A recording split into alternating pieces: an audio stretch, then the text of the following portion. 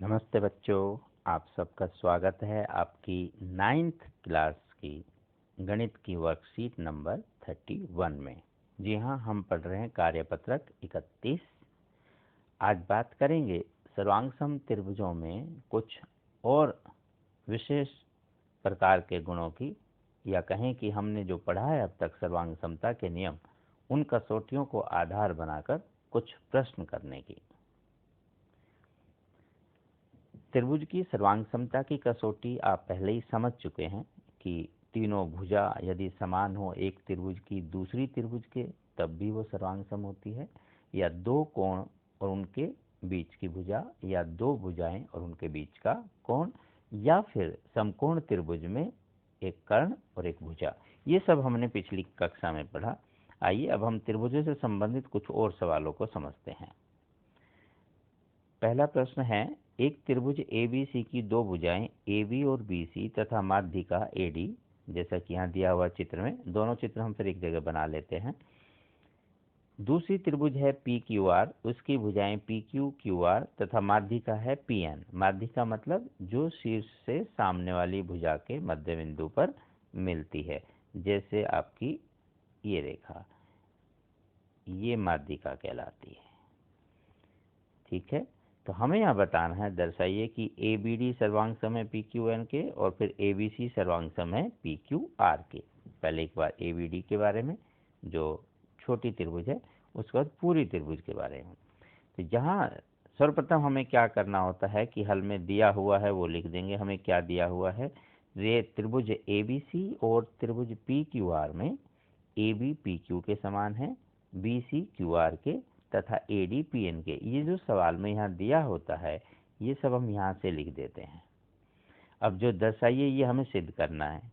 तो दो बिंदु तो बच्चों ये ऐसे हैं जो आपको प्रश्न में से ही आराम से मिल जाते हैं थोड़े से अभ्यास के बाद।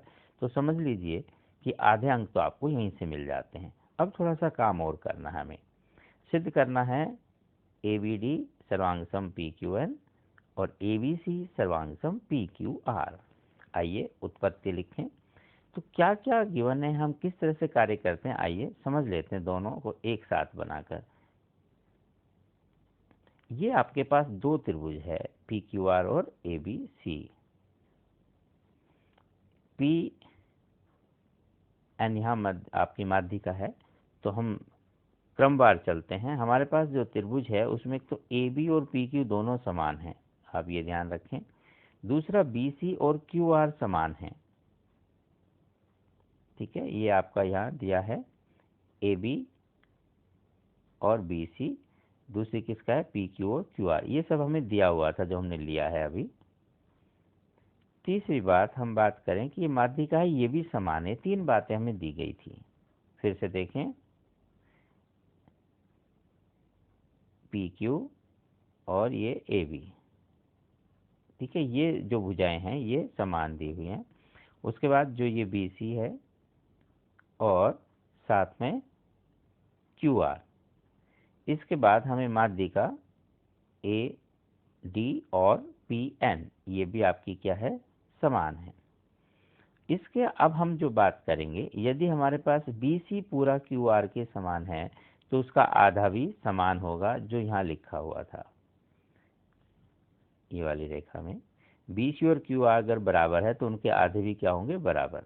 बस यहीं से हमें हिंट मिल जाएगा। ध्यान से देखें, अब इस त्रिभुज में देखें, त्रिभुज ABD और त्रिभुज PQN, यही आपका लिखा हुआ है। तो AB समान है PQ के, AD समान है PN के, और BD समान हो गया QN के, क्योंकि वो आधा आधा है। तो जैसे ये तीनों बातें दिखाई दी तो हम कहेंगे कि भुजा भुजा भुजा नियम से त्रिभुज ABD और त्रिभुज PQN सर्वांग सम हो गए, ये त्रिभुज और ये त्रिभुज। अब जब ये सर्वांग सम हो गए तो इनके सभी अंग भी समान हैं। तो CPCT जो हम बोलते हैं, congruent part of congruent triangles, मतलब सर्वांग सम त्रिभुजों के संगत अंग। तो हम कह सकते हैं कि ABD ये वाला कोण समान होगा PQN इस कोण के। अब जैसे ही हमें ये कोण समान मिला, अब हम ले लेंगे त्रिभुज ABC और त्रिभुज PQR में। तो यहाँ AB और PQ पहले से ही बराबर दिया हुआ है, BC QR ये भी बराबर दिया हुआ है, और ये कोण अभी अभी हमने कहा कि ये बराबर है। तो दो भुजाएं और उनके बीच उन भुजाओं से बनने वाला कोण यदि समान होता है तो ये SAS मतलब भुजा कोण भुजा का नियम, और इससे त्रिभुज क्या हो जाती है, सर्वांग सम। बस इतना सा आसान है। आइए एक और प्रश्न करें। BE और CF एक त्रिभुज ABC के दो बराबर शीर्ष लंब हैं। शीर्ष लंब मतलब शीर्ष से डाला गया लंब, मतलब जो शीर्ष से सम्मुख भुजा पर समकोण बनाए, 90 का कोण बनाए। तो RHS सर्वांग समता का प्रयोग करके हमें सिद्ध करना है कि ये समद्विबाहु त्रिभुज है, अर्थात हमें इसकी दो भुजाएं बराबर सिद्ध करनी है। तो दिया क्या हुआ है, त्रिभुज एक दी हुई है ABC, BE और CF इसके शीर्ष लंब हैं तथा BE और CF समान हैं, जो शीर्ष लंब दी हैं। बस इतनी सी बात। सिद्ध क्या करना है कि त्रिभुज समद्विबाहु है। वो कब हो सकता है, या तो हम किसी प्रकार AB और AC को समान कर दें, या फिर एंगल B और एंगल C को समान कर दें। इस तरह की विचार, इस तरह की कार्यशैली हमारी होनी चाहिए कि हमें क्या करना है, ये थोड़ा सा माइंड में रहे, या फिर हम करते हुए चलते हैं कि क्या क्या मिल सकता है। तो आइए, ये आपकी त्रिभुज है BCF और ये त्रिभुज है दूसरी CBE। इन दोनों में एक खास बात नजर आई कि दोनों में ये BC कॉमन है। BC ये साइड आपको दिखाई दे होगी, रिफ्लेक्ट कर रही है ये बार बार। हाँ जी। और एक कोण कौन सा समान है, जो 90 का बन रहा है, समकोण है, जो कौन सा, ये वाला आपका, ये और ये। इसके बाद ये वाली जो शीर्ष लंब है, ये भी दोनों समान है। फिर से देखें तो दिया हुआ ये सब BE और CF लगभग दिया हुआ, हमें वो बातें लिखनी है कि ये जो है आपका शीर्ष लंब भी समान है। तो अब हमें क्या मिलता है कि राइट एंगल ट्रायंगल मतलब समकोण त्रिभुज में एक तो कर्ण समान है। यहाँ कर्ण कौन हुआ, BC, क्योंकि 90 का कोण F और E पर बना है, तो BC कर्ण है और वो पहले दोनों में कॉमन भी है। तो कर्ण आपका समान हो गया, हाइपोटेन्यूज। उसके अलावा एक भुजा समान होनी चाहिए थी, वो मिल गई, कौन सी, इधर से BF और इधर से EC। ठीक है, तो यहाँ से हमने BC लिया, BFC CE भी लिया, और भुजा कौन सी थी, CF और BE, जो शीर्ष लंब था ये समान दिया हुआ था।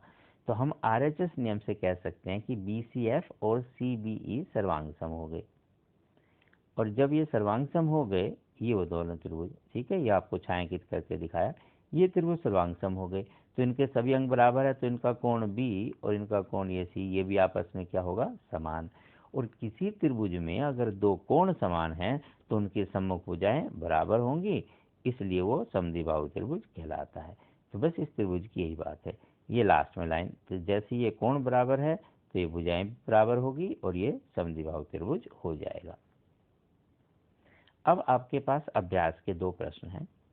AD एक समद्विबाहु त्रिभुज है, ABC उसका शीर्ष लंब है, AB बराबर AC है, तो दर्शाइए कि AD BC को समद्विभाजित करता है। आइए इसे समझ लेते हैं, पढ़ लेते हैं, बना लेते हैं। AD ABC का शीर्ष लंब है, तो त्रिभुज बनाएं ABC। AD से शीर्ष लंब खींचें, ये AD हो गया शीर्ष लंब। उसके बाद उसने कहा लंब है तो हम यहाँ 90 का कोण बना देते हैं। फिर दूसरी बात था कि AB और AC आपका समान है, ये दोनों भुजाएं बराबर दी हुई है समद्विबाहु त्रिभुज में कि AB और AC समान है। हमें सिद्ध क्या करना है कि नीचे BD और DC भी समान है। हाँ, यही करना है, क्योंकि उसने कहा है AD रेखाखंड BC को समद्विभाजित करता है।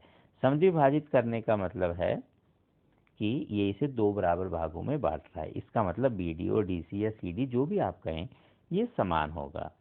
तो यहाँ लिख देते हैं, दिया हुआ है त्रिभुज ABC, इसमें AB बराबर AC है और AD लंब है BC पर। फिर हमें सिद्ध क्या करना है कि या तो हम पूरी रेखा लिखें कि AD रेखाखंड BC को समद्विभाजित करता है, या आप सिंबॉलिक रूप में ऐसा लिख सकते हैं कि BD बराबर DC या BD बराबर CD, कुछ भी आप लिखा जा सकता है।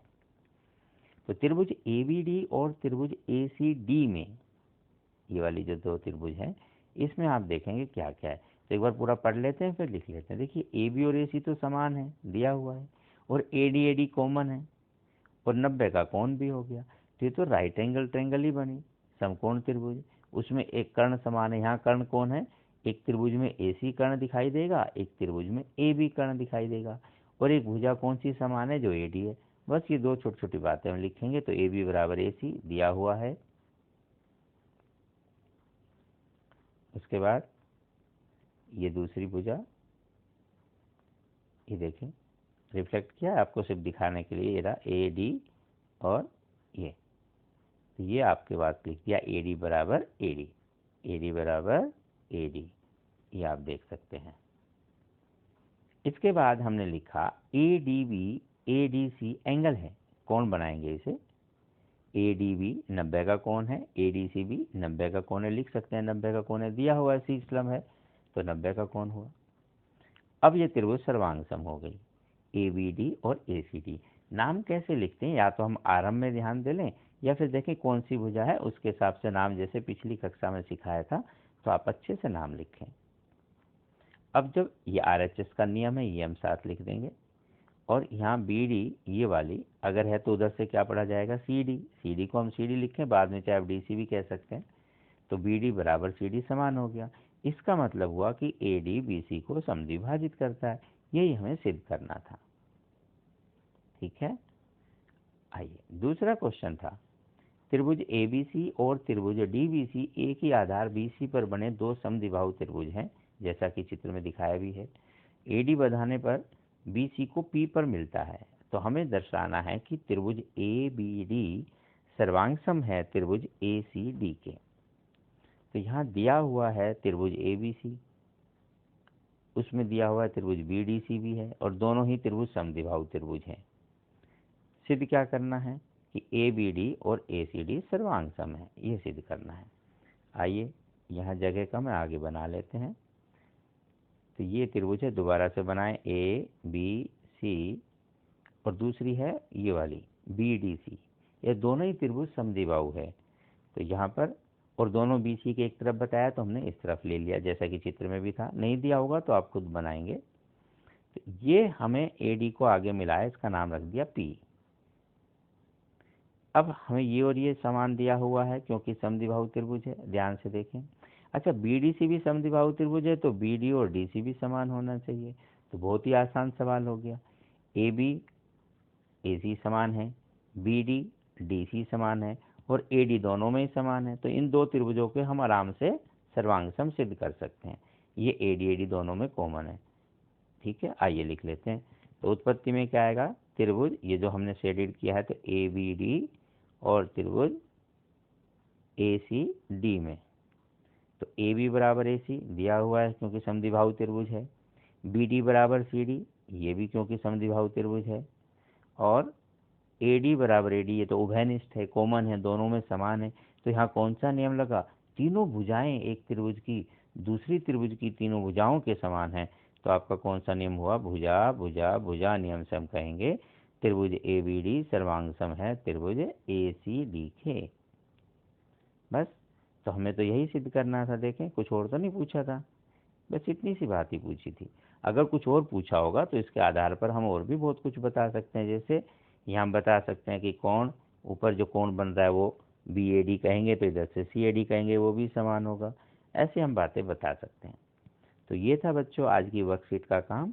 आप अभ्यास कीजिएगा, अच्छे से लिख कर कीजिएगा, बहुत आसान है। इसी तरह पढ़ते चलें, बढ़ते चलें। स्वस्थ रहे, प्रभु आपको सकुशल रखे। फिर मिलते हैं, तब तक के लिए नमस्ते।